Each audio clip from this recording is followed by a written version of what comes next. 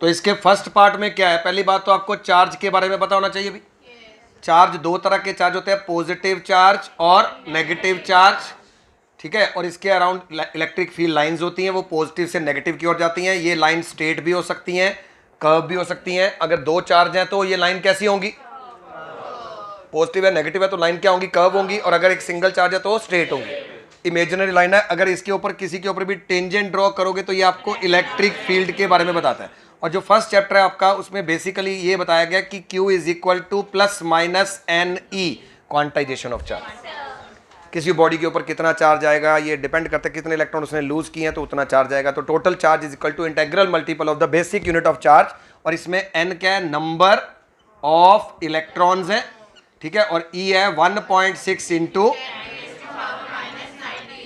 ठीक है। अब ये जो चार्ज है, ठीक है, आपके पास मान लो चार्ज है Q1 और Q2 और इनके बीच का डिस्टेंस R है, तो इनके ऊपर फोर्स लगेगी। क्या लगेगी इसके ऊपर, फोर्स। तो फोर्स मतलब ये आ गया आपका कूलम्स लॉ। तो कूलम्स लॉ के अकॉर्डिंग जो फोर्स है ये किसके इक्वल होती है, F is equal to 1/4 pi Q2 upon R square. Okay भी, तो ये आ गया आपका कूलम्स लॉ। दो चार्जेस के अंदर फोर्स लग रही है तो वो कूलम्स लॉ। ध्यान से रखो बस, अब उसको उधर मत देखो, लिखने की जरूरत नहीं, जाके आराम से घर पे लिख लेना जाके, ठीक है। और ये देखो जो एप्सिलॉन नॉट है उसकी वैल्यू होती है 8.85 इंटू,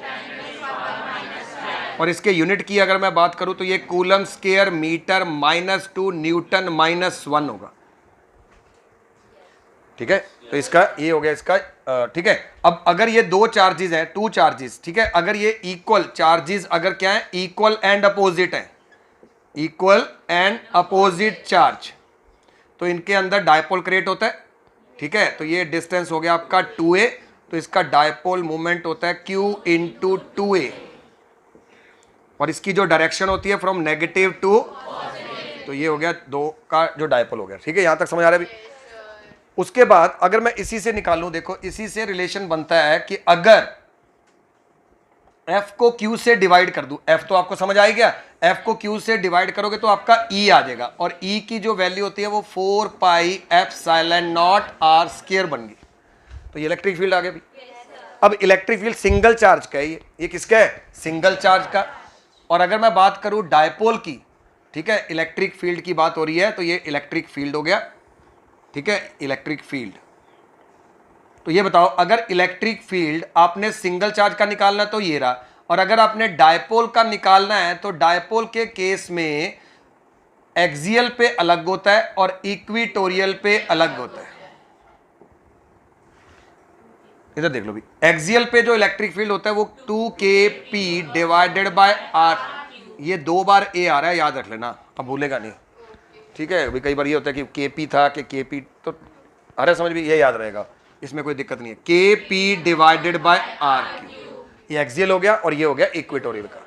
सारा चैप्टर आपके सामने चल जाएगा, अगर आप इसके बाद आपने करना भी इतना करवा सकता हूं मैं, उसके बाद न्यूमेरिकल करवा दूंगा ज़्यादा से ज़्यादा, ठीक है। अब उसके बाद देखो, अगर ये डायपोल कहाँ पे पड़ा है अभी, इलेक्ट्रिक फील्ड में पड़ा है, तो इसके ऊपर क्या लगती है, टॉर्क।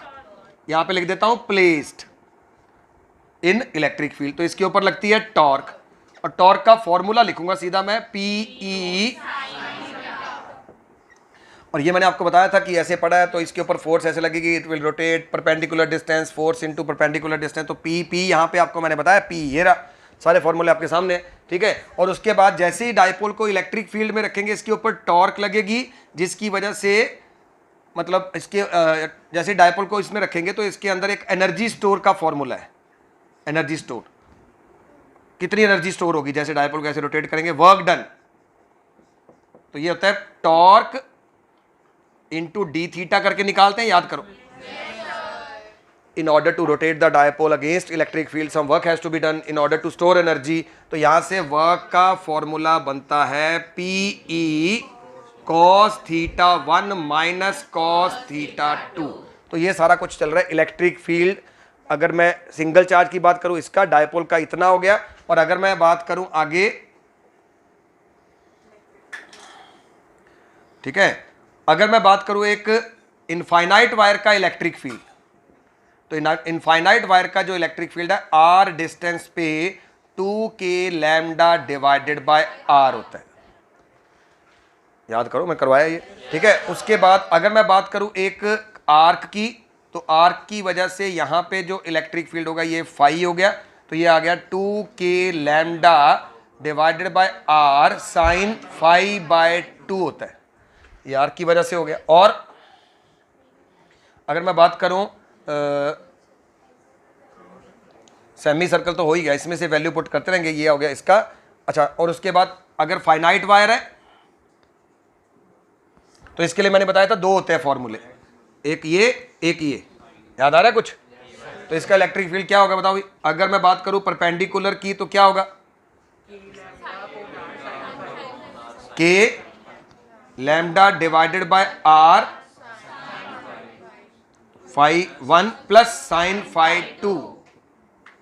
और अगर मैं बात करूं इसकी पैरेलल की तो इसमें K lambda divided by R cos phi 1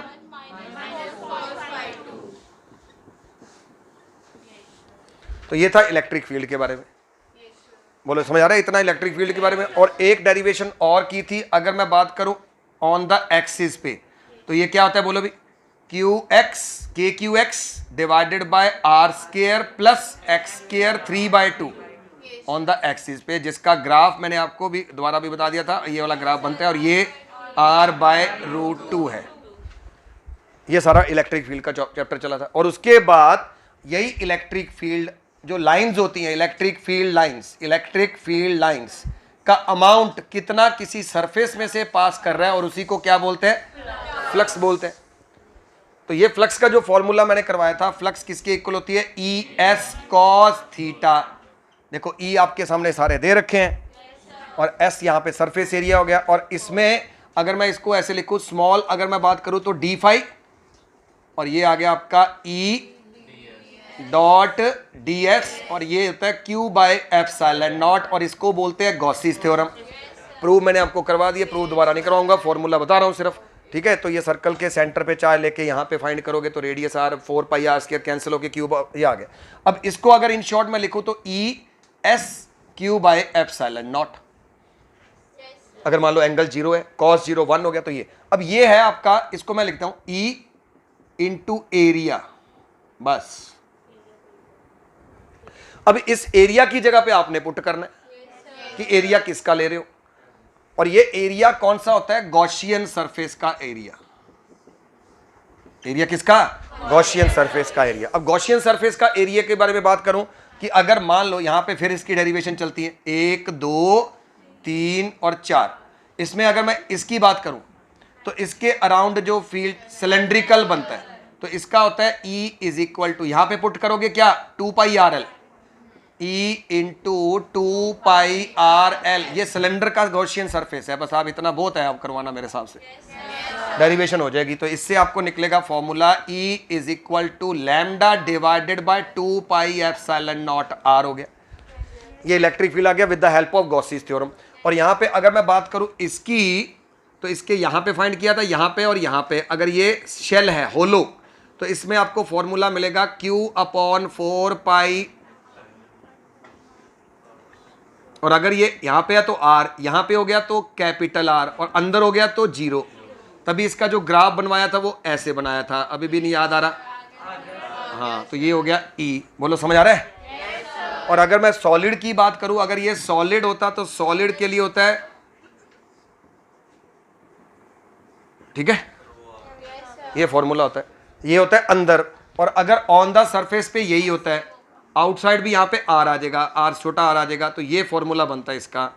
और एक सिंगल शीट आ गई, और इसके लिए होता है E डिवाइडेड बाय 2S है। इसमें आप एरिया क्या लेके चलोगे, 2S, दो सरफेस है, और ये होता है सिंगल। और अगर दो पैरेलल आ जाए तो पैरेलल के लिए, बोलो भी, पैरेलल के लिए क्या होता है, सिग्मा अपॉन, बोलो क्लियर हो गया, एप्सिलॉन नॉट। ये सिंगल के लिए, दो के लिए हो गया, इन बिटवीन देम। क्लियर हो गया यहां तक। अच्छा, उसके बाद मैंने आपको इस चैप्टर में बताया था कि एक होता है पोटेंशियल, ठीक है, पोटेंशियल। अब पोटेंशियल क्या चीज होती है, work done by charge, work done by charge is called potential. तो पोटेंशियल में हमने पढ़ा था work done by charge is called potential. और इसमें दो चीजें पड़ी थी, पोटेंशियल का फॉर्मूला क्या आएगा, देखो V इज इक्वल टू के क्यू डिवाइडेड बाय आर, और ये तो होता है पोटेंशियल का, और पोटेंशियल एनर्जी का के क्यू डिवाइडेड बाय आर, ये पोटेंशियल एनर्जी का है और ये, और याद रखना अगर पोटेंशियल इक्वी पोटेंशियल सरफेस है तो आपको पता है यहां पे और यहां पे डिस्टेंस सेम है तो पोटेंशियल भी सेम होगा, तो इक्वी पोटेंशियल सरफेस पे वर्क डन जीरो होता है। इक्वी पोटेंशियल सरफेस पे वर्क डन क्या होता है, जीरो। यहां तक समझ आ रहा है, work done on equi potential surface is zero. और इसमें इंपॉर्टेंट ये बताया था कि मान लो अगर ये कोई पॉजिटिव प्लेट है, ठीक है, इसका जो इलेक्ट्रिक फील्ड है ऐसे चलता है, और यहां पे अगर मैं सरफेस की बात करूं और यहां पे बात करूं तो अगर कोई चार्ज यहां से नीचे आ रहा है तो इसके लिए पोटेंशियल ग्रेडियंट ये डेरिवेशन करवाई थी, ठीक है, मतलब इसी से आपको रिलेशन मिलता है E is equal to V by D. अब समझ आ रहा है मेरी बात? और यहां से आपको रिलेशन मिलता है कि दो प्लेट का जो इलेक्ट्रिक फील्ड होता है वो कितना होता है, ये होता है, बोलो क्लियर। और इन दोनों को इक्वेट करोगे, इक्वेटिंग 1 और 2, तो C is equal to epsilon nought A by D बनता है, क्योंकि Q is equal to CV होता है। चल पड़ा कैपेसिटर, तो Q ये हो गया किसका फॉर्मूला, कैपेसिटेंस का। और उसके बाद अगर मैं बात करूं ये कैपेसिटेंस का फॉर्मूला हो गया C is equal to epsilon nought A by D, और ये पैरेलल प्लेट कैपेसिटर का फॉर्मूला है। ये बना कैसे, Q is equal to CV। याद आ रहा है कुछ? अच्छा, उसके बाद इसके बाद हमने ड्राइव किया था, अगर मैं स्फेरिकल की बात करूं कंडक्टर की तो 4 पाई एप्सिलॉन नॉट R, ये भी समझ आ गया। Force between the two plates, capacitor की दो प्लेट के बीच में जो फोर्स लगती है इट इज इक्वल टू, आ गया समझ भी, ये है force in between the plates of the capacitor. और ये फॉर्मूला है कैपेसिटर के अंदर एनर्जी स्टोर करने का, और ये होता है एक फॉर्मूला होता है Q स्क्वायर अपॉन, ये तो एनर्जी का है, और एनर्जी डेंसिटी का फॉर्मूला होता है 1/2 एप्सिलॉन नॉट E स्क्वायर, ये एनर्जी डेंसिटी का हो गया। बोलो क्लियर हो गया। कॉमन पोटेंशियल का फॉर्मूला होता है C1V1 C2V2 divided by C1 plus C2 हो गया, ये कॉमन पोटेंशियल का फॉर्मूला है। और इसके बाद किया था कि अगर आपके पास स्फेरिकल कैपेसिटर है तो इसका फॉर्मूला है 4 pi epsilon not AB divided by B minus A। और अगर सिलेंड्रिकल कैपेसिटर की बात कर रहे हैं 2 पाई एप्सिलॉन नॉट L, ठीक है, और ये आएगा divided by natural log B upon A। यहां पे शायद R भी आएगा ऊपर, नहीं R की जगह पे तो पुट किया ना सिलेंड्रिकल कैपेसिटर का, ये हो गया फॉर्मूला। और बताओ और क्या था, डाइलेक्ट्रिक स्लैब इंट्रोड्यूस, अगर डाइलेक्ट्रिक स्लैब इंट्रोड्यूस करेंगे तो epsilon nought A divided by, ये कंडक्टिंग स्लैब होगी, और डाइलेक्ट्रिक करेंगे तो epsilon nought A divided by D minus T upon K। बोलो क्लियर है। पैरेलल का फॉर्मूला, सीरीज का फॉर्मूला, मेरे को लगता नहीं इसमें कोई दिक्कत है। कैपेसिटर इन सीरीज और capacitor in parallel, capacitor parallel में तो सीधा ही जोड़ देते हैं अभी, और कैपेसिटर का सीरीज में कैसे जोड़ते हैं, 1/CS।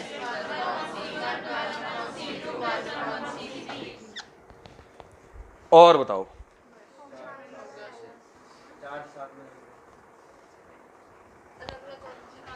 लगा देना, हाँ जी। और अगर आपको ये निकालना आ जाए Q1 निकालना है तो Q1 कैसे निकलता है अभी, Q इंटू C1 अपॉन, और अगर किसी का अगर पैरेलल में V निकालना है तो V अलग अलग है, तो सीरीज में पोटेंशियल निकालना है तो क्या होगा, बोलो भी, V1 is equal to V into C2 divided bye.